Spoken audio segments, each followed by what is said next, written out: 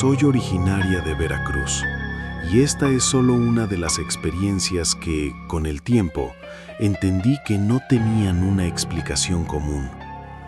Hace varios años viajé con mi hermana a visitar a una tía, familiar cercana por parte de mi madre. Vivía en una zona tranquila del sur del estado. Era conocida por dedicarse a curaciones. Muchos la buscaban por lo que otros llamarían conocimientos antiguos, aunque ella nunca se presentaba como algo más. En esa casa vivía una niña, hija de mi prima. Tenía alrededor de 5 años. Yo era joven entonces. La niña llevaba tiempo enferma. Había pasado por médicos y revisiones, pero nadie encontraba la causa. Decía que no podía tragar los alimentos. Fingía comer y escondía la comida para que no lo notaran.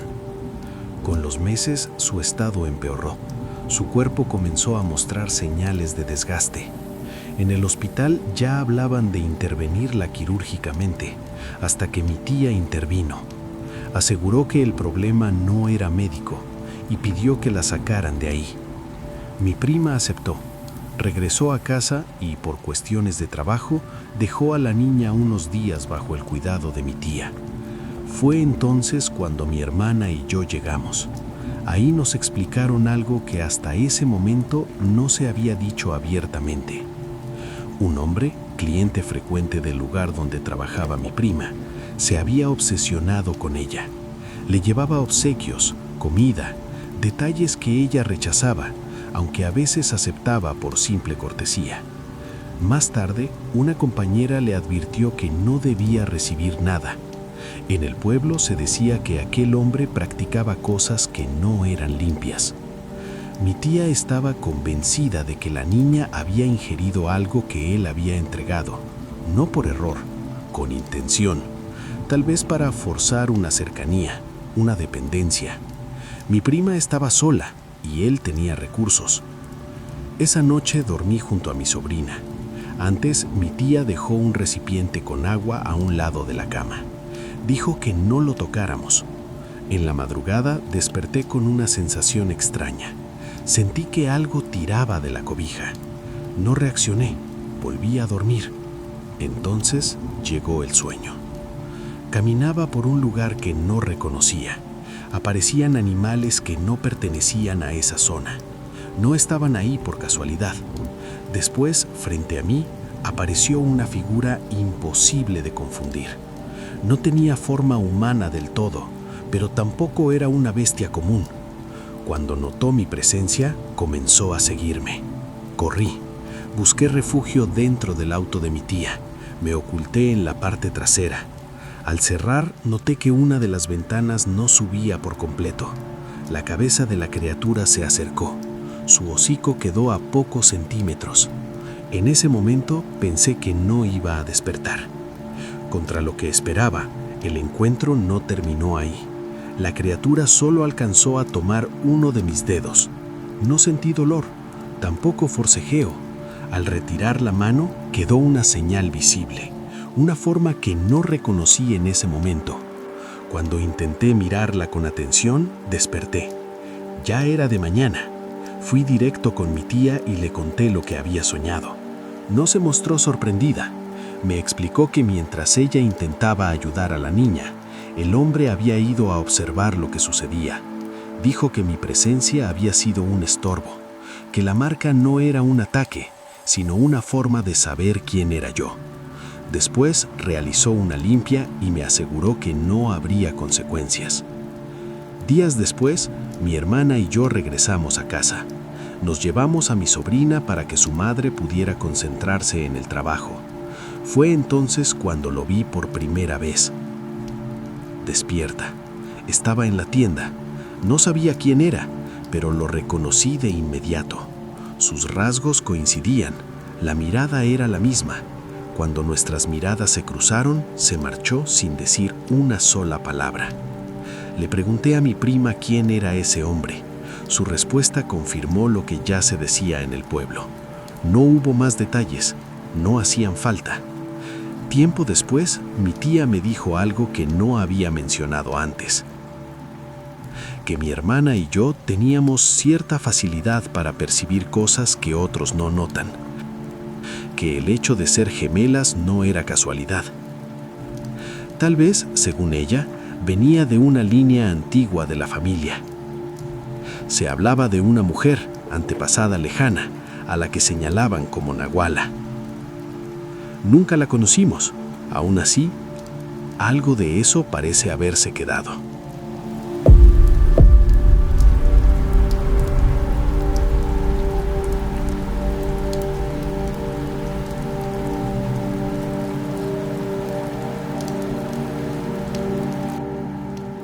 Quisiera dejar constancia de esta experiencia como parte de los relatos que no buscan convencer, sino permanecer.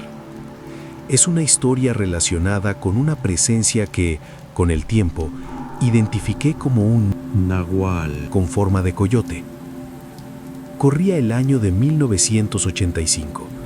Yo cursaba la secundaria en un colegio salesiano en Guadalajara, cuando nos llevaron a un retiro espiritual en una hacienda ubicada en las cercanías de Amatitán, Jalisco. El viaje se hizo en 2 camiones. Íbamos alumnos de distintas edades, maestros y un sacerdote que también impartía clases. Nada parecía fuera de lugar. Al llegar, mientras nos distribuían en los dormitorios, el padre hizo una advertencia breve. Algunos cuartos no contaban con baño. A quienes les tocara uno así, se les pidió no salir solos durante la noche y hacerlo siempre acompañados. No dio demasiadas explicaciones, solo mencionó que había historias antiguas sobre personas que no regresaban. Yo tenía 14 años y no entendí del todo el peso de esas palabras. Nadie insistió. Los días transcurrieron sin sobresaltos. Actividades religiosas, charlas, juegos. La rutina se cumplía con orden. Una mañana nos permitieron caminar por los alrededores. En el campo vimos a algunos campesinos trabajando, hombres con sombrero, uno de ellos acompañado por niños. En un descuido, uno de mis compañeros arrojó un panal que colgaba de un árbol. El peso lo hizo caer. Todos corrimos. A pesar de estar más lejos, también me aparté.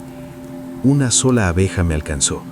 Picó justo entre el pómulo y el párpado izquierdo. A nadie más le ocurrió nada. Antes de irnos, noté que uno de los campesinos me observaba con atención, sin expresión alguna. De regreso en la hacienda, me atendieron la picadura. Esa noche hubo convivencia alrededor del fuego, nada fuera de lo común. Cerca de la medianoche nos retiramos.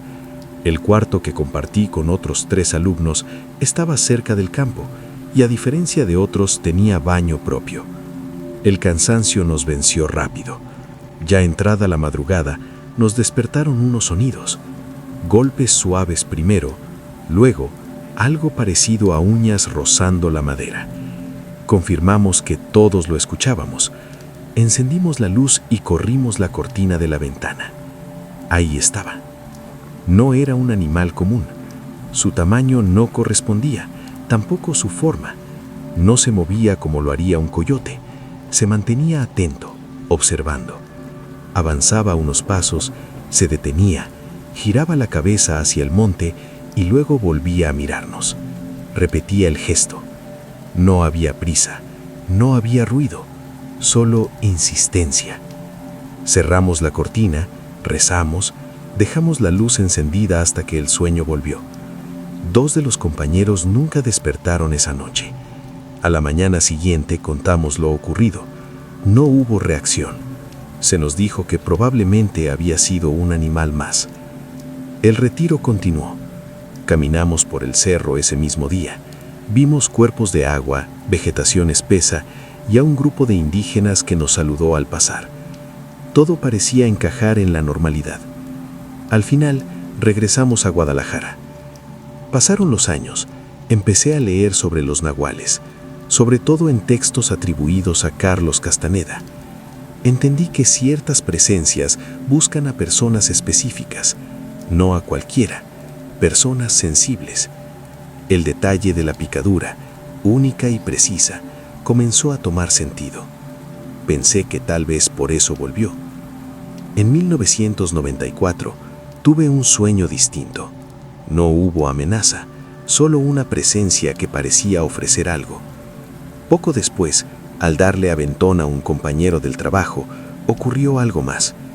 Mientras lo esperaba, una figura apareció a mi lado, un hombre con sombrero. No escuché pasos, no lo vi acercarse, simplemente estaba ahí. Habló poco, dijo que quería acompañarme. Recordé entonces las advertencias, historias donde aceptar una invitación significaba desaparecer de la vida común, ser olvidado. Pensé en mi madre, no respondí.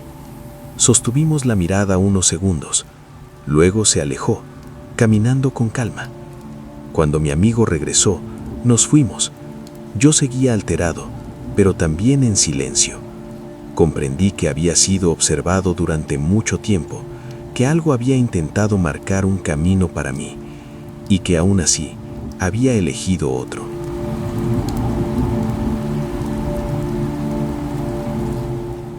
Cuéntanos en los comentarios si tienes alguna experiencia que te haya dejado con miedo y sin explicación. Si te gustó la historia, suscríbete y dale me gusta al video.